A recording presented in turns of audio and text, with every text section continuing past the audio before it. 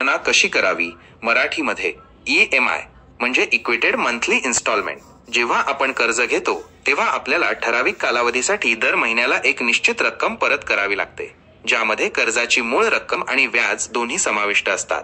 EMI ची गणना अनेक घटकांवर अवलंबून असते, जसे मुद्दल, प्रिन्सिपल, तुम्ही घेतलेली कर्जाची रक्कम, व्याजदर, इंटरेस्ट रेट, कर्जावर आकारला जाणारा वार्षिक व्याजदर, मुदत, टेन्युरे, कर्ज परतफेड करण्याचा कालावधी महिन्यांमध्ये.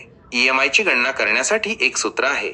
EMI बरोबर PXRX 1+R⁻N/1+R⁻N1, जिथे P बरोबर मुद्दल, प्रिन्सिपल, R बरोबर मासिक व्याजदर, अॅन्युअल इंटरेस्ट रेट 12, N बरोबर मुदत, टेन्युर इन मंथ्स. उदाहरण, समजा तुम्ही 10 लाख रुपयांचे कर्ज 7% वार्षिक व्याजदराने 30 वर्षांसाठी घेतले आहे, तर EMI ची गणना खालील प्रमाणे केली जाईल.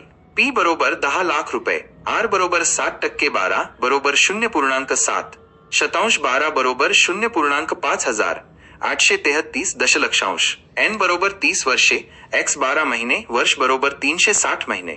EMI बरोबर 10 लाख X 0.5000 833 दशलक्षांश X 1+0.5000 833 दशलक्षांश, कॅरेट 360, 1+0.5000 833 दशलक्षांश, कॅरेट 360 ते 1.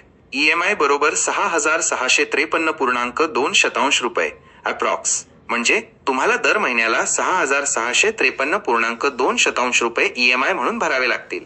महत्वाचे, व्याजदर नेहमी वार्षिक असतो, त्यामुळे मासिक व्याजदर काढण्यासाठी त्याला 12 ने भागावे लागते. मुदत नेहमी महिन्यांमध्ये असते. EMI ची गणना करताना व्याजदर आणि मुदत या दोन्ही घटकांचा विचार करणे आवश्यक आहे.